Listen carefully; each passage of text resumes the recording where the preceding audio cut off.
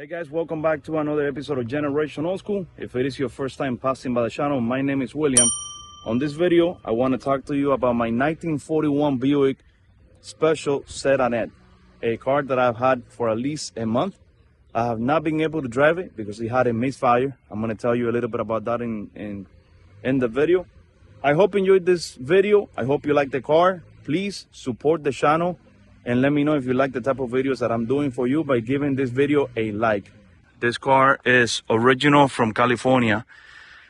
I found it in Florida, about 3 hours away from my house, in a city called Cocoa Beach. That's about 1 hour east, or 1 hour south, 1 hour south of Daytona Beach. The car was fully restored in 1980.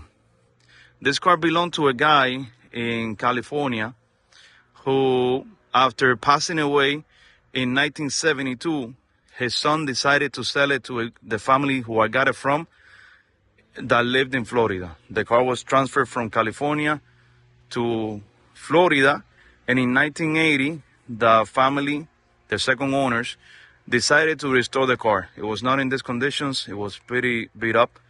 They did a full frame-off restoration, including the interior and the engine. They replaced everything on the car.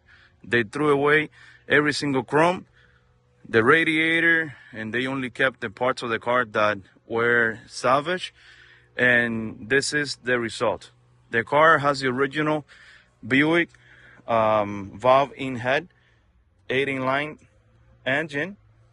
It has dual carburetors from factory, the factory carburetor filter, and the radiator is brand new as well. The car, I've had it for a month already, and I have not been able to drive it because it had a misfire. I thought the misfire was the fuel pump, which is down there, but after doing some research and taking my time diagnosing the problem, I figured out that the problem was the point inside the distributor. Even though you adjusted the points to 0.15 measurements as per the book, every time that you will start the car, the distributor point will move and the car wouldn't start. So I thought it was the fuel pump. I decided to put an electric fuel pump under the car in between the lines with a switch under the dash, and from the dash I run a cable here to the positive of the battery with an inline fuse. I did that between, a couple of hours, me and my dad. And yesterday, a friend of mine came to the house and we looked at the car and we noticed that every time that you would try to start the car, it wasn't, there was no spark. So we noticed that the points, even though after you put them on adjust them to the right measurements, whatever you call it, it was still moving and the car wouldn't start. So we replaced the points, we replaced the wires on the spark plugs, the distributor cap, the condenser, and I'm waiting for the spark plugs to arrive to my house. That way I can put them on. The car drives like a dream. It is a 3-speed on the column. It was fully restored. All of the bolts and nuts and chrome and tires and brake cylinders and everything was replaced on this car. This car has not been driven since 1996, up until, I would say, today, that I was able to finally take it on a drive. Because when I bought the car, the only thing that I did was drive it from the garage where it was kept since 1972 to the trailer and brought it home. The car was stopped being driven in 1996. When they restored the car in 1980, they only took it to car shows and a few car events, and it won a lot of trophies. This is one of the senior winners of the AACA car club in Florida, 1941 Buick. The car has 0 rust and it shows 76,000 miles, but that engine has already been rebuilt. Like I mentioned earlier, everything has been fully redone on this car. All of the glass is new, with the exception of a little rock chip that it has here. They also gave me 2 new windshield and a bunch of crumbs that I ended up throwing away.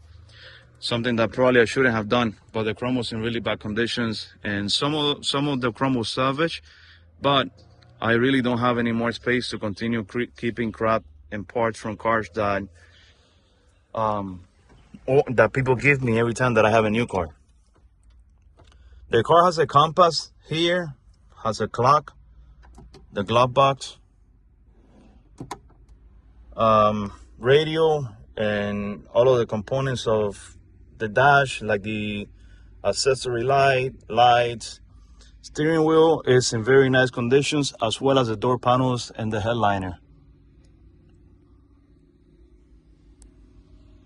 Everything on the dash works. Here you have the gas gauge, oil pressure, and on the other side you have your battery and temperature gauge, as well as the speedometer in the center.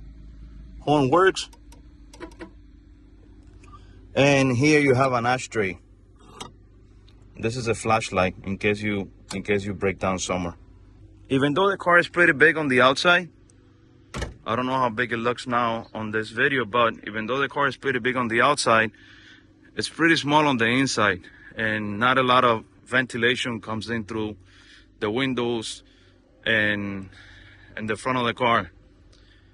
You do have a small ventilation tunnel right here in the front that you can open or close from the inside of the dash, and that really helps a little bit. But if you really want to turn on the AC, you need to open these side windows and more air is going to come through. Overall, the car is a 10 out of 10. I love the car. I have no complaints about the car. Since the last video that I did about the car, a lot of people have been making me offers. The last guy that spoke to me made me an offer of $40,000, and I'm still thinking about it. The car is brand new. It's been one of the newest cars that I've had. Zero rust, with a very nice history. Unfortunately, this car did not come with fender skirts. Some models came with fender skirts. Some models did not come with fender skirts. If the car had this chrome on the rear quarter panel, then it didn't come with fender skirts. And if it did not come with this chrome on the quarter panel, it came with fender skirts. But in this case, it doesn't have any fender skirts. I love the car. I love this loop roof. I love the fact that you can open the hood both ways. To me, it's a dream come true and a blessing that I am able to have this car and that I am able to do these videos for you guys. I thank God every single night for giving me the opportunity to make a living out of classic cars by selling them, restoring them, fixing them, and supporting my family. So that's why I always tell you guys to please support the channel by giving it a like and to continue subscribing to the channel so that I can continue to support my family, my daughter, and pay for my house. And at the same time, continue to bring you joy through these videos that I make. Thank you so much for watching the video. By the way, the back windows also roll down. Thank you so much for watching the video. Don't forget to subscribe, like the video, let me know what you guys think about the car. Thank you so much for watching. God bless you all.